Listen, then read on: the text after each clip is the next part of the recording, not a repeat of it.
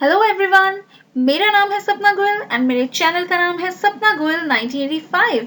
This is the second video of class 10 geography lesson 3 water resources. इसमें हम पढ़ने वाले हैं advantages of dams. Dear children, if video is not clear, then please click on the settings button on the video and then click on quality and then click 720 HD. The video will become very clear. Dear children, पानी की कमी से निपटने के लिए government ने शुरू किए multipurpose river projects and integrated water resource management. अब डियर चिल्ड्रन, डैम्स का नाम तो आपने सुना ही होगा। डैम्स को ही मल्टीपर्पस रिवर प्रोजेक्ट्स कहा जाता है क्योंकि एक डैम के बहुत सारे यूजेस हैं। They have multiple purposes. अब ये डैम क्या है? Dam is a barrier that stops और restricts the flow of water और अंडरग्राउंड स्ट्रीम्स। यानी कि एक नदी के ऊपर एक दीवार सी बना दी जाती है ताकि पानी के फ्लो को रोका जा सके। और जो डैम्स होते हैं उनके आसपास या उनके पीछे की तरफ एक रिजर्वायर भी होता है। Let's understand through images. अब इस इमेज को देखिए, माउंटेन है, माउंटेन में से रिवर निकल रही है और एक उस रिवर के ऊपर एक दीवार खड़ी कर दी गई है जिसको बोला जाता है डैम। ये देखिए, डैम कुछ इस तरह से दिखेगा, रिवर के ऊपर बनी हुई एक दीवार की तरह से। या फिर कुछ इस तरह से दिखाई देगा एक डैम, या फिर डैम कुछ इस तरह से दिखाई देगा। लेकिन इस डैम को बनाने का फायदा क्या है? डैम वॉल के पीछे बहुत सारा पानी इकट्ठा ही होता चला जाएगा और वो फिर दीवार को क्रॉस करके आगे बढ़ जाएगा। लेकिन ऐसा नहीं होता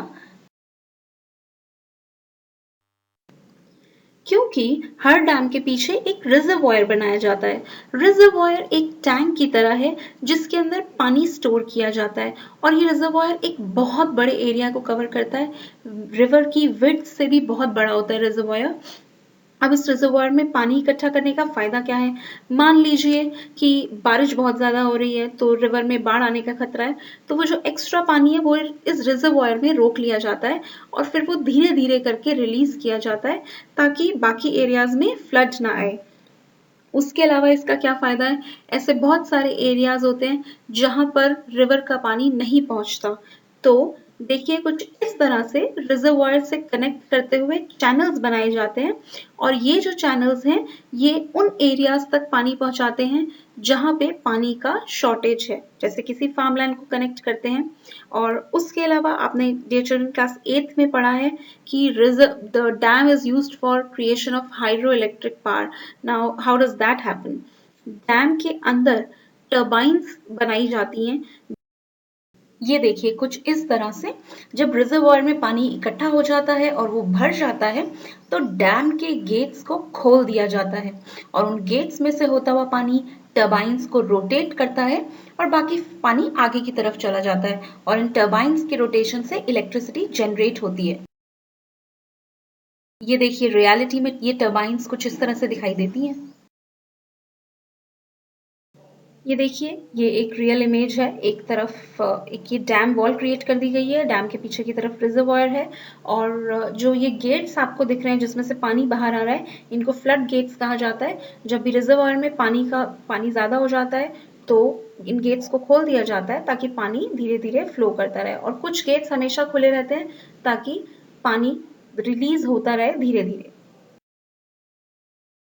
फॉर एग्जाम्पल, इंडिया में सतलुज ब्यास रिवर बेसिन पे भाखड़ा नांगल डैम बनाया गया है। It is used for hydro electric power generation and irrigation. Hirakud dam है महानदी रिवर पे और ये बनाया गया था मेनली वाटर कंजर्व करने के लिए एंड फ्लड कंट्रोल करने के लिए। So finally children, here are the uses of dams. Dams can be used for generation of electricity. जैसा कि अभी हमने देखा था इमेजेस में, टर्बाइन रोटेट करता है और उससे इलेक्ट्रिसिटी जनरेट होती है। देन इरिगेशन के लिए जो चैनल्स बनाए जाते हैं उससे फार्मलैंड तक पानी पहुंचाया जाता है इरिगेशन के लिए। रिक्रिएशन यानी कि प्लेजर टाइम के लिए भी डैम का यूज होता है। डैम को लोग स्पेशली देखने जाते हैं कि वो कैसा है, पानी जब बाहर आता है फ्लड गेट से तो वो कैसा लगता है।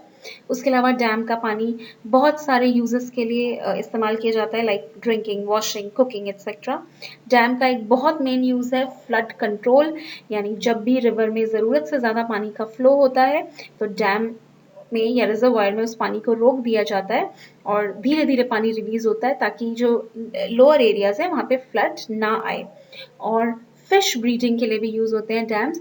जो रिजर्वायर है वहाँ पे आर्टिफिशियल फिश ब्रीडिंग कराई जाती है ताकि किसी फिश की स्पीशीज को इंक्रीज करना है तो दैट इज पॉसिबल।